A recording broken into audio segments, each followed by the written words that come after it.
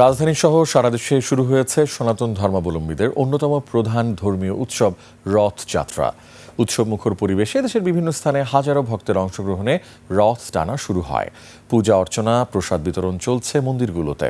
প্রশাসনের পক্ষ থেকে উৎসব নিরাপদ করতে নেওয়া হয়েছে পর্যাপ্ত নিরাপত্তা ব্যবস্থা। প্রতিনিধিদের তথ্য ও ভিডিওতে আরও জানাচ্ছেন উপমা রায়।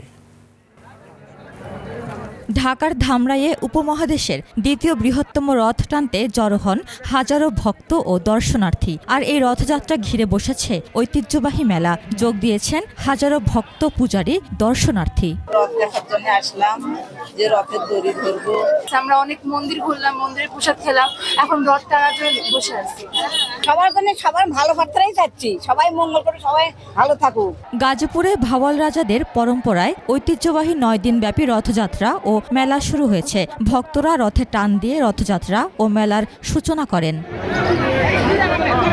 নওগাঁয় সকালে রথযাত্রাটি শহরের পুরাতন গরুহাটি থেকে শুরু হয়ে বুড়া কালীমাতা মন্দিরের পাশে শেষ হয়। মাঙ্গলিক আচার আনুষ্ঠানিকতার মধ্য দিয়ে শুরু হয় রথযাত্রার অনুষ্ঠান।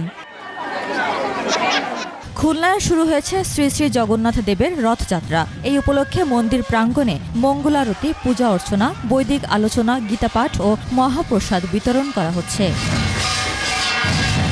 ধর্মীয় ভাবগাম্ভীর্য ও উৎসবমুখর পরিবেশে মৌলভীবাজার জেলার অন্তত 20টি স্থানে রথ টানার আয়োজন করা হয়েছে। শ্রীমঙ্গলে জগন্নাথ দেবের আখড়া থেকে বের হওয়া বর্ণাঢ্য রথযাত্রাটি বিভিন্ন গুরুত্বপূর্ণ সড়ক প্রদক্ষিণ শেষে আখড়ায় এসে যাত্রা সমাপ্ত করে।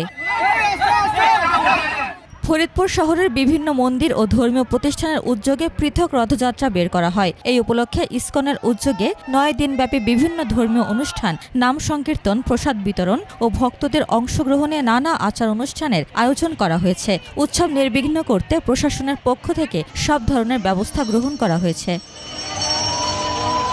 উপমা রায়, ডেস্ক রিপোর্ট, 21 টেলিভিশন।